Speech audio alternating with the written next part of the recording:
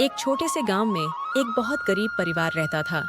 पवन और उसकी पत्नी और उनके 2 बच्चे थे जो अपने गरीबी से बहुत परेशान थे। हमारे बच्चों ने 2 दिन से कुछ नहीं खाया है, ऐसा कब तक चलेगा? अरे मैं क्या करूं? मैं रोज तो काम की तलाश में जाता हूं, लेकिन कोई भी मुझे काम नहीं देता। पवन फिर से काम की तलाश में घर से बाहर जाता है और काम की तलाश में इधर उधर घूमता है।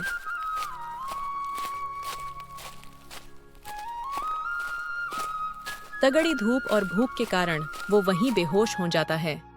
कुछ देर बाद जब पवन ने अपनी आंखें खोली तो अपने आप को एक बूढ़े आदमी के घर पाया। मैं यहाँ कैसे आया? बेटा, तुम रास्ते पर बेहोश पड़े थे। वो तो अच्छा हुआ मैंने तुम्हें देख लिया और यहाँ ले आया। बाबा, आपका बहुत बहुत शुक्रिया, आपने मेरी मदद की। कोई बात नहीं बेटा, वैसे तुम बेहोश कैसे हो गए थे? क्या बताऊं बाबा, मेरे बच्चों ने 2 दिन से कुछ भी नहीं खाया है। मैं बहुत ही गरीब हूँ और बहुत परेशान हूँ। क्या आप मेरी मदद करेंगे? बेटा, मैं तो तुम्हारी मदद नहीं कर सकता, लेकिन एक उपाय है। मैं तुम्हें एक खजाने का रास्ता बताता हूँ जो जंगल के बीचों बीच मौजूद एक गुफा के अंदर है। उस गुफा के अंदर एक जादुई दरवाजा है। उस दरवाजे के अंदर तुम्हें जाना होगा। बाबा, उस दरवाजे के अंदर क्या है? उस दरवाजे के पीछे बहुत सारा खजाना छुपा हुआ है। लेकिन उस खजाने को मैं कैसे हासिल कर सकता हूँ? बेटा, लेकिन उस खजाने को पाना इतना आसान नहीं है। तुम्हें बहुत सारी मुसीबतों का सामना करना पड़ेगा। बाबा, मैं हर कठिनाइयों का सामना करने के लिए तैयार हूँ। बेटा, तुमने ठान लिया है तो ये अंगूठी ले लो, ये तुम्हारी मदद करेगी। बाबा, यह अंगूठी क्या काम करती है? ये एक जादुई अंगूठी है। इसे जरूरत के वक्त इस्तेमाल करना, ये तुम्हारी मदद करेंगी। पवन खजाने की तलाश में आगे बढ़ता है।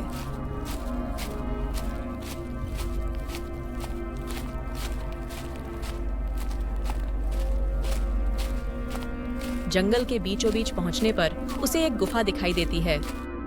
लगता है यही वह गुफा है जो बाबा ने बताया था।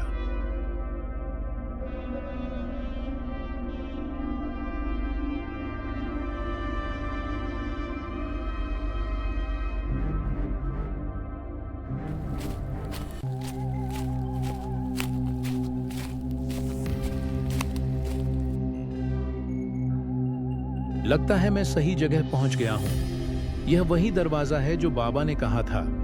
चलो अंदर चलकर देखता हूं। पवन दरवाजे के अंदर जाता है और वो देखता है कि वह किसी अजीब से जंगल में पहुंच गया, जहां पर काली और अंधेरी रात थी। अजीब और गरीब डरावनी आवाजें आ रही थीं, लेकिन इन सब पर ध्यान दिए बगैर पवन आगे बढ़ने लगता है।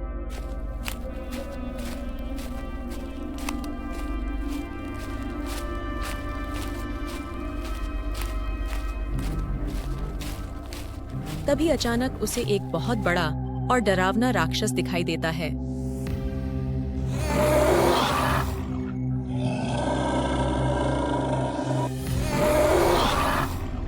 यहाँ से चला जा, वरना मैं तुझे खा जाऊंगा। पवन बहुत ज्यादा डर जाता है। अरे ये इतना बड़ा दानव कहां से आ गया? अब मैं आगे कैसे बढ़ूंगा? पवन को याद आता है कि उसके पास बाबा की दी हुई अंगूठी है जिसे वह मुसीबत के वक्त इस्तेमाल कर सकता है। पवन अंगूठी को लेकर खड़े हो जाता है और अचानक दानव गायब हो जाता है और पवन फिर से आगे बढ़ने लगता है।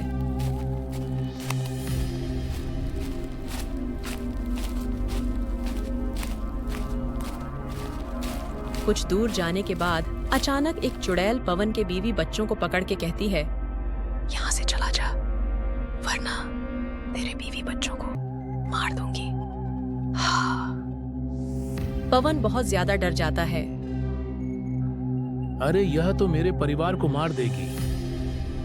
लेकिन पवन समझदार था। वह सोचता है कि ये एक छलावा भी तो हो सकता है।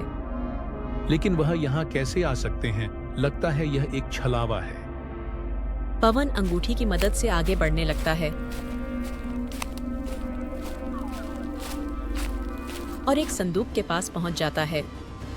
लगता है यह वही संदूक है। पवन संदूक को खोलता है।